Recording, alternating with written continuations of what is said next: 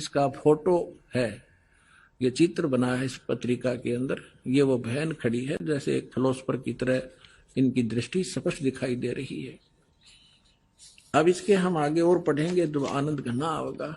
इसकी हमने photo state कर रखी है, इसमें निशान लगा रखे, इसमें कुछ उभरे हुए अक्षर हैं, अच्छे पढ़े जाएंगे। देखिए, इसमें ज्यादा ना पढ़ के हम अपने काम का पढ़ेंगे। वो हमने 53 पर पढ़ा था, ये हमने 53 पृष्ठ है इसका, इस पे पढ़ा था। ये यहाँ 53 पृष्ठ है, यहाँ देखा था 53 पृष्ठ पे। और अब हम यहाँ पढ़ेंगे 54 पृष्ठ पे। ये 54 पृष्ठ है। अब देखिएगा यहाँ क्या लिखा है। पहले उसने बताया कि इस प्रकार बहुत सी भविष्यवाणियां इसकी इराक के राष्ट्रपति सद्दाम हुसैन ने अमेरिका से युद्ध किया, इस प्रकार की बहुत सी खतरा मंडला रहा था, टल गया। फ्लोरेंस की इतनी भविष्यवाणियां सच साबित हुई हैं कि कोई उनकी भविष्यवाणियों पर शक तक नहीं कर सकता। वैज्ञानिक भी उनकी भविष्यवाणियों के सच होने से आश्चर्यचकित है। फ्लोरेंस ने अपनी भविष्यवाणी में कई बार भारत का जिक्र किया है। The fall of sensational culture नाम की अपनी पुस्तक में उन्होंने लिखा है, सन 2000 आते आते प्राकृतिक संतुलन भयावह रूप से बिगड़ेगा। यानी लोगों में दुराचार, रिश्वतखोर, हाहाकार, बेईमाना घर कर जाएगा।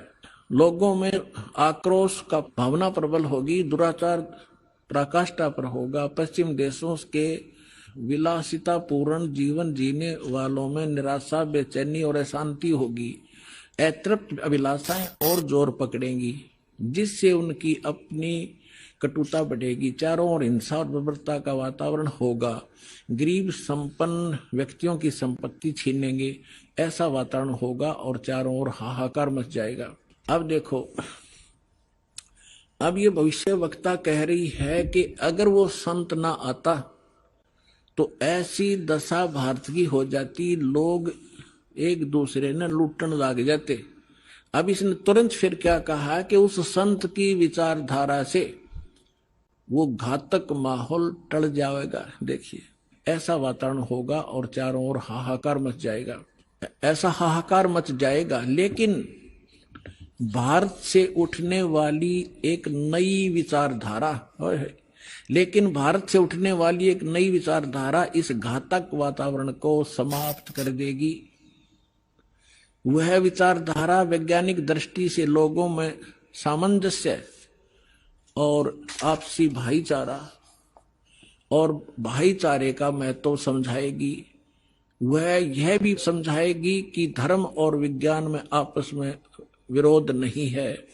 आध्यात्मिकता की उच्चता और भौतिकता का खोखलापन सबके सामने उजागर करेगी। अपने आत्माओं, ये तो चलो इन भविष्य वक्ताओं का तो इतना काम समझ लो आप, जैसे परमात्मा ने विद्वान बना दिया, पृथ्वी और सूरज बना दी, सब नक्षत्र बना दिए, और अपने आप निर्धारित है कि इस समय 6:20 पर सूर्य उदय होगा। अगर कोई खगोल भगोल का ज्ञाता अब बता दे कि फलानी तारीख को 6:20 पर सूर्य उदय होगा, वो ना बताता तो भी उसी समय होना ही था वो, क्योंकि उस परमात्मा ने वो निर्धारित सिस्टम बना ही रखा है। तो ये ना बताते तो भी परमात्मा ने पहले बोल ही रखा है, निर्धारित दिन ठीक धर रखा है, वो तो ये होना ही होना था। ये बता रहे हैं तो आपके लिए और ज्यादा गोल्डन चांस है।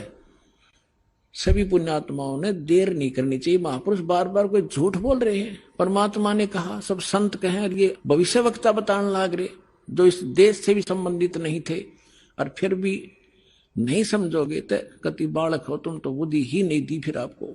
देखिएगा अब क्या, जैसे दास बहुत बार आपको समझाता है, हर एक प्रवचन में परमात्मा ने जो पहले बोला था वही दास आज बता रहा है। और अभी भी बहुत से मेरे अधिकतर जितने भी प्रवचन होते हैं इसी आधार पर होते हैं कि आप क्या कर रहे हो। आप यहाँ अरबपति बन गए, खरबपति बन गए, दुनिया न लूट लूट के, और वो सारा छोड़कर चले गए। सर्व सोने की लंका थी वह रावण से रणधीरम, एक पलक में राज विराजी जम के पड़े जंजीरम।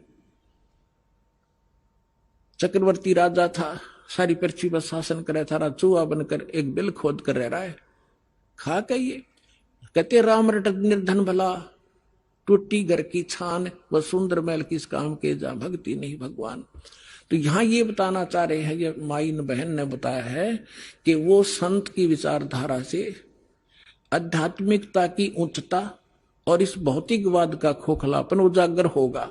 ये हो रहा है आपके सामने, और सबकी आत्मा मान रही इस बात को, सचमुच ऐसा है। देखिए ये कह रहे हैं कि आध्यात्मिकता की उच्चता और भौतिकता का खोखलापन सबके सामने उजागर करेगी। मध्य वर्ग उस विचारधारा से बहुत प्रभावित होगा। आप जितने यहाँ आ रहे हो बिल्कुल मीडियम वर्ग के बच्चे हो सारे, बिल्कुल। और देखो कैसे आप उमड़ उमड़ कर आ रहे हो, कैसे मान रहे हो दास ने जो बोल दिया फाइनल है, ना किसी को लेना है ना देना है। विवाह एक सिंपल वे से करना है। हम विवाह के ऊपर इतना खर्चा कर देते हैं, फिर आगे सूचक बात पता नहीं कितने कुबाड़ हमने सर पर रख लिए। जब ब्रह्मा विष्णु महेश का ब्याह किया था दुर्गा ने, ना कोई बाती था ना बराती था, ना कोई जलेबी तारे था, ना कोई डीजे बजानिया था। उठाकर कह दिया ले भाई ब्रह्मा या तेरी पत्नी सावित्री अपना घर बसा बेटा, लक्ष्मी दे दी विष्णु को ले बेटा या तेरी पत्नी जाओ अपना घर बसाओ, और शंकर जी को पार्वती दे दी जाओ भाई हो गया ब्याह। अरे बाकी बकवाद बेमतलब की है जो हम किया करते थे, अपने सिर पर बोझ धर लिया सारा जीवन इन बकवादों के लिए, जोड़े जाते लुटे जाते यही फूक जाते। अब देखिएगा खोखलापन उजागर कर देगी। मध्य वर्ग उस विचारधारा से बहुत प्रभावित होगा। यह वर्ग समाज के सभी वर्गों को अच्छे समाज के निर्माण के लिए उत्प्रेरित करेगा। यह विचारधारा पूरे विश्व में चमत्कारी परिवर्तन लाएगी। मुझे अपनी छठी अतीन्द्रिय शक्ति से ये एहसास हो रहा है कि इस विचारधारा को जन्म देने वाला एक महान संत भारत में जन्म ले चुका है।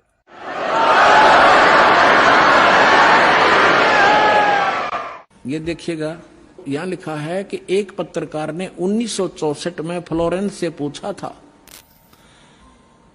और 1980 की शुरुआत तक व्यापक उथल-पुथल 80 89 के बाद ऐसे भूकंप आएंगे कि न्यू जर्सी का कुछ हिस्सा तथा यूरोप और एशिया के कई देशों के स्थानों पर भूकंप से विदीर्ण हो जाएंगे, कुछ जलमग्न हो जाएंगे। तृतीय विश्व युद्ध का आतंक सबके दिमाग में बैठ जाएगा।